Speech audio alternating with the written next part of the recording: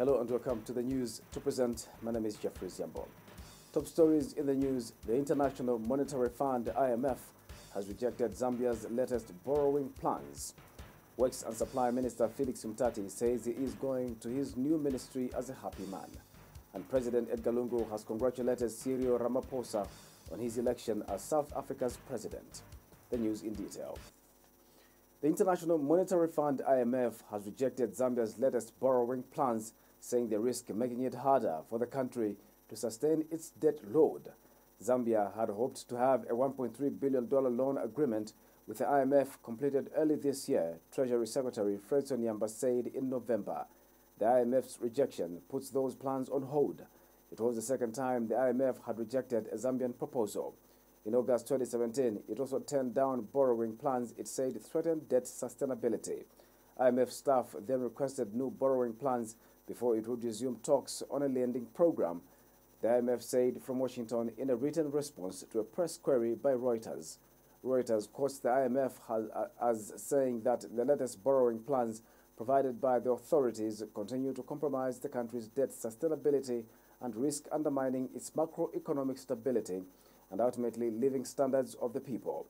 The IMF says against this background, any future program discussions can only take place once the Zambian authorities implement credible measures that ensure debt contraction is consistent with key program objective of stabilizing debt dynamics and putting them on a declining trend in the medium term.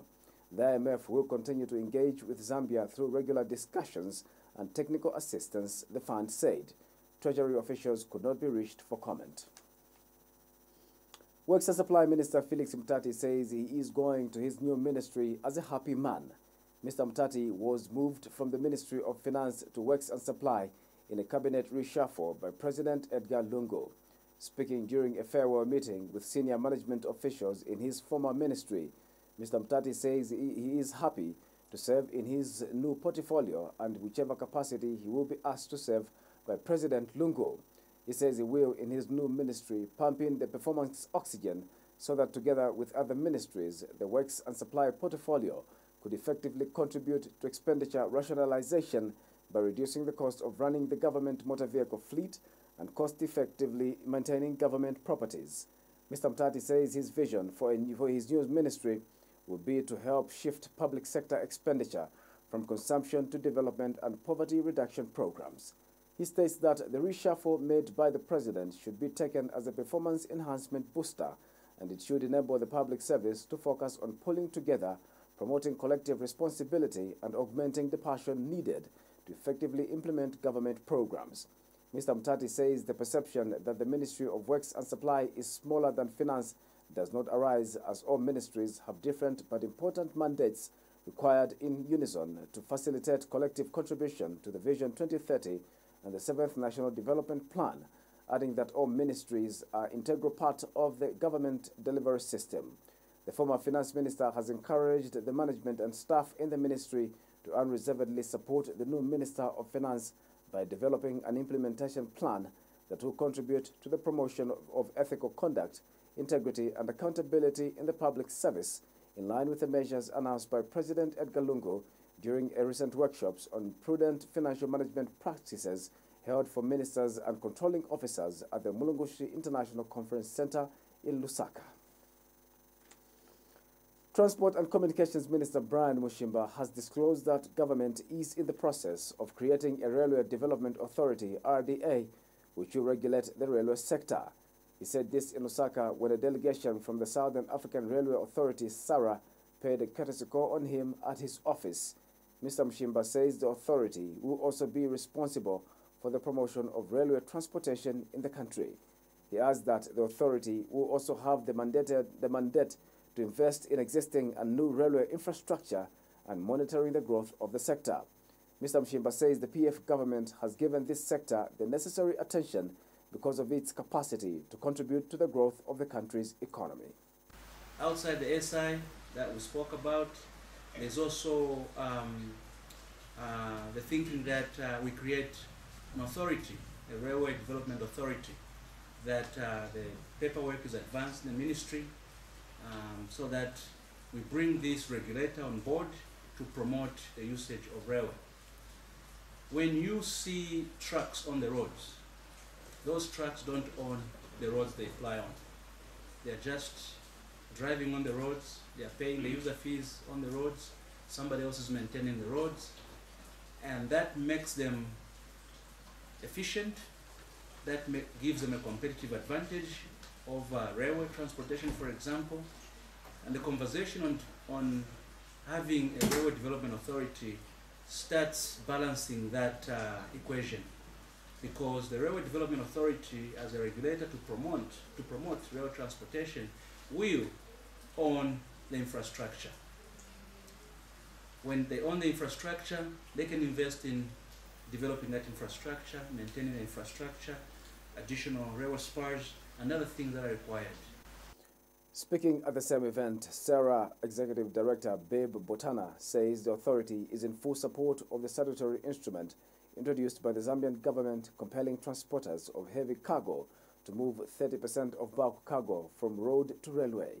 Mr. Botana notes that such measures promote the railway transport sector in the region. We have been in Lusaka for the past 2 days, primarily for 3 reasons. The first reason, we are attending a meeting which is called Dar es Salaam Corridor CMG meeting. CMG is Corridor Management Group meeting, and this meeting involved participants from DRC, participants from Zambia, and participants from Tanzania. The railways represented are SNCC in DRC, Zambia Railways in Zambia, and Tazara, which is headquartered in Dar es Salaam, Tanzania. At this CMG meeting, we also invited a number of customers, what we call international or regional or corridor customers, in order for us as a secretariat or regional association to get some feedback. We got very positive feedback from them, which will allow us as the secretariat to assist to drive the SARA agenda into the future in ensuring that there is integration and railway synergy in terms of transportation in all our corridors. President Edgar Lungu has congratulated Cyril Ramaphosa on his election as President of South Africa on Thursday, the 15th of February 2018. In his congratulatory message, President Lungu says he is confident that President Ramaphosa will guide the country on a new path towards increased social and economic prosperity as South Africa enters a new era. He says he looks forward to working with Mr. Ramaphosa to expand bilateral relations for the mutual benefit of the two peoples and the African continent as a whole. President Lungu has since wished the new South African president a good health as well as success in discharging the functions of his office.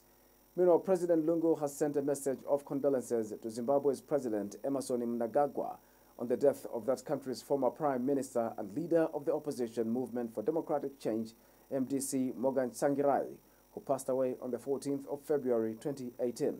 The president says he received the unfortunate demise of Mr. Tsvangirai with a heavy heart.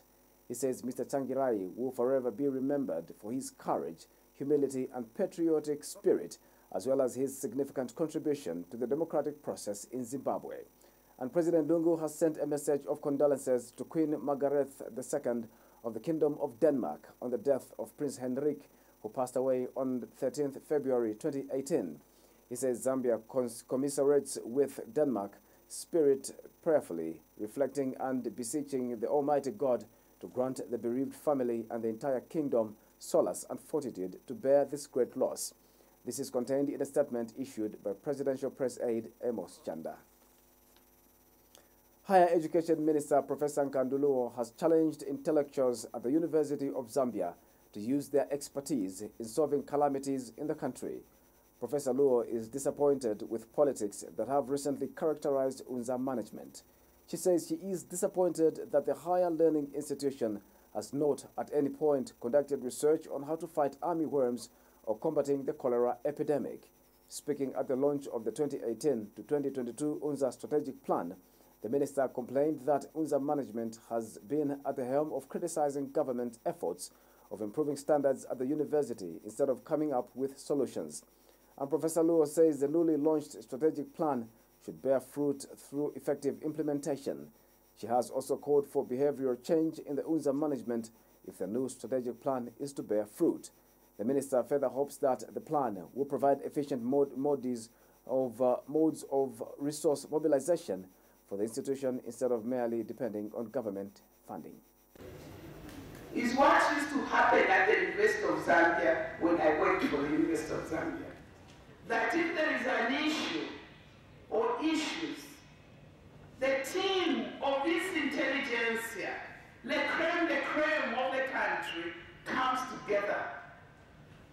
They interrogate and advise government. But I've been surprised that all we get from the University of Zambia is criticism. There have been some important events that have happened, which I want to refer to. One of them is that we had the army worms. And I was expecting a team of the intelligence here to come together, put up a proposal very quickly, and start investigating why the army worms, where have they come from? What can we do about them? What interventions can we do? And if we have to kill the army worms, what is the best drug to be able to put in place? And I made reference to that. This morning, I rushed to Munari constituency because it's now become an epicenter for cholera. And I recall when I used to be head of pathology and microbiology at the School of Medicine, when cholera hit this country, I put a team together, called the CDC in Atlanta. We then researched and were able to trace this Vibrio cholera to the people on the streets that were selling dry food, such as buns. Speaking earlier, UNZA Vice Chancellor Professor Luke Mumba says the new strategic plan was arrived at in a consultative manner. Be an eminent university which is driven by pursuit of knowledge, innovation, and social responsiveness. We need to be innovative. Those olden days where we were saying you must publish or you perish are long gone. For us to survive as universities, we need to come up with innovative ideas, be able to sell our innovations and compete effectively. But we also need to reposition ourselves in such a way that we are relevant to society. We have to be responsive to the needs of our society. Lumpula Province Minister Nixon Chilangwa says government is in the process of procuring various equipment aimed at revamping and boosting the Kawambwa Tea Company, which is being operated by Zafico. In 2016, government repossessed Kawambwa Tea Company due to the failure by the Zimbabwean investor who had bought the company to operate it for several years, who later abandoned the company. Mr. Chilangwa told journalists in Lusaka that currently government is in the process of procuring irrigation, blending and packaging equipment that will assist in the production of tea. He says by June this year, there will be positive and updated information on the progress of the operations at Kawambwa Tea Company. Mr. Chilangwa says government is committed to bringing the situation at the company under control and making it viable. Now they are in the process of procuring more equipment. Equipment that they are in the process of procuring will be irrigation equipment and also packaging, blending and packaging equipment. It's a process, but we like to believe that by mid-June there should be some positive news regarding that process. Now they are. University of Zambia lecturer in the School of Mass Communication, Brenda Bukowa, has urged Justice Minister Given Lubinda to table the Freedom of Information Bill in Parliament as it resumes sitting. Ms. Bukowa notes with great concern the continued delay and reluctance by the Justice Minister to table the bill in Parliament, despite giving Zambians an assurance last year. She says the bill is not only going to benefit journalists, but the white citizenry, as it will come with two legislations, namely the Public Information Commission and Access to Information. She says these are going to be essential as they will clearly outline how Zambians ought to freely and easily access public information. Ms. Bukowa states that this will give Zambians the leeway to easily walk into public offices and get the information they need. Ms. Bokowa has since encouraged civil society organizations to continue pushing for the enactment of the bill. Told us that the Freedom of Information Bill was ready, and he had already, the ministry had already put it through stakeholders, and it was ready to be taken to Parliament, and it was going to be tabled in Parliament. But that was February last year, and this is February 2018. That was February 2017, and this is February 2018, which is 1 year past. So when we're looking at the Freedom of Information Bill, it is not only going to benefit journalists in Zambia alone, no. It is going to benefit the wide citizenry. It is going to, among other progressive legislation that's going to bring in, is that it's going to set up the Public Information Commission, and also to set up the Access to Information Bill. So when you're looking at these two, these are very progressive legislations, because then, if we're looking at the Public Information Commission, this commission is then going to be the one that is going to be looking at how we as Zambians access information, how we as Zambians treat information, how we as Zambians are given a privilege of having to access public information. When you're looking at the ATI, access to information, it is going to give us a leeway as Zambians to be able to walk into any public office and be able to access information that we need to access. It told us that the freedom of information. The Lusaka City Council has extended the deadline for shop owners in the Central Business District to paint their shops up to the 28th of February 2018.